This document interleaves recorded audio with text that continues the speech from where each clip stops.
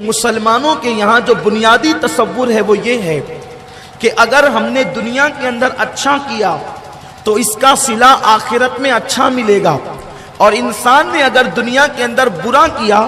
تو آخرت میں اس کا صلہ اللہ اکبر عذاب کی شکل میں ملے گا، اور عذاب اتنا دردناک ہے، آخرت کا عذاب اتنا خوفناک ہے کہ نہ کسی کان نے اس کو سنا، نہ کسی زبان مکمل طور پہ اس کو بیان کر سکتی ہے، نہ کسی کے دماغ میں اس کا مکمل طور پر تصور اور تخیل آ سکتا ہے۔ میرے پیارے آقا صلی اللہ تعالی علیہ وسلم کے پیارے دیوانوں، اللہ رب العزت قرآن مقدس میں ارشاد فرماتا ہے، یعنی مرنے کے بعد ہم جب اٹھائے جائیں گے تو ہم نے دنیا میں جو بھی کیا ہوگا، قرآن کہتا ہے فَمَن يَعْمَلْ مِثْقَالَ ذَرَّةٍ خَيْرًا يَرَهُ وَمَن يَعْمَلْ مِثْقَالَ ذَرَّةٍ شَرًّا يَرَهُ، کہ ایک ذرے کے برابر اگر تم نے نیکی کی ہوگی تو اللہ وہ نیکی بھی تمہیں دکھائے گا،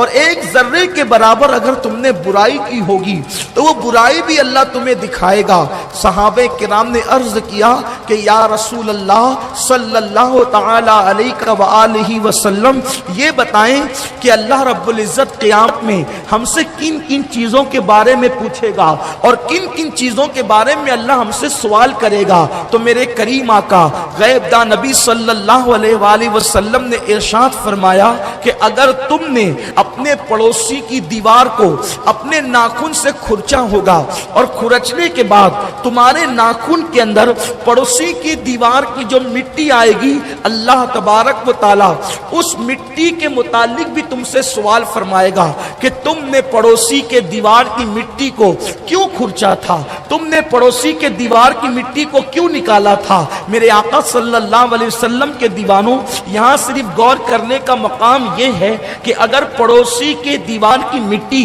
ہم اپنے ناخن سے کھرچتے ہیں تو اللہ رب العزت کی بارگاہ میں قیامت کے دن اس کے متعلق بھی جواب دینا ہوگا۔ اب آپ مجھے بتائیں کہ ہم کیسے مسلمان ہیں؟ ہم کلمہ پڑھنے کے بعد یہ سمجھتے ہیں کہ ادھر کلمہ پڑھا ادھر سیدھا ہم جنت میں داخل ہو جائیں گے، کلمے کے تقاضے پورے کیے بغیر جنت میں چلے جائیں گے۔ یاد رکھنا، کلمے کے تقاضے جب تک انسان پورے نہ کرے گا اس وقت تک وہ جنت نہیں جا سکتا، اس لیے کہ کلمے کے کچھ تقاضے ہیں، اور کلمے کے تقاضے یہ ہیں کہ پیغمبر اعظم صلی اللہ علیہ وآلہ وسلم جو دین لے کر کے آئے ہیں وہ کلمے اس پر عمل کرنا، یہ کلمے کے تقاضے کو پورا کرنا ہے۔ اب آپ دیکھیں کتنے مسلمان ہیں جو کلمے کے تقاضے کو پورا کرتے ہیں۔ آج بڑی معذرت کے ساتھ، بڑی معافی کے ساتھ میں ایک بات آپ سے کہنا چاہتا ہوں، آج ہم پوری توجہ ٹوپیوں کی خوبصورتی پر دیتے ہیں، آج ہم پوری توجہ داڑھیوں کی تراش خراش پر دیتے ہیں،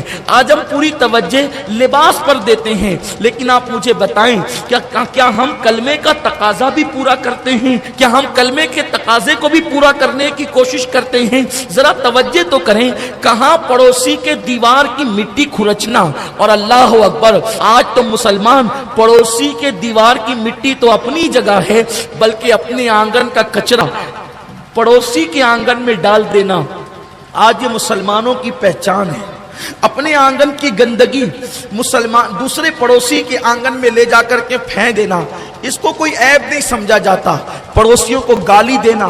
ان کی غیبت کرنا، ان کو تکلیف پہنچانا، ان کو نقصان پہنچانا، آج اس کو کوئی گناہ لوگ سمجھتے ہی نہیں ہے۔ لوگ یہ سمجھتے ہیں کلمہ پڑھو نماز پڑھو سیدھے جنت میں جاؤ، لیکن لوگوں کو پتہ ہی نہیں ہے کہ اگر تم نے کسی کو دنیا میں ستایا ہوگا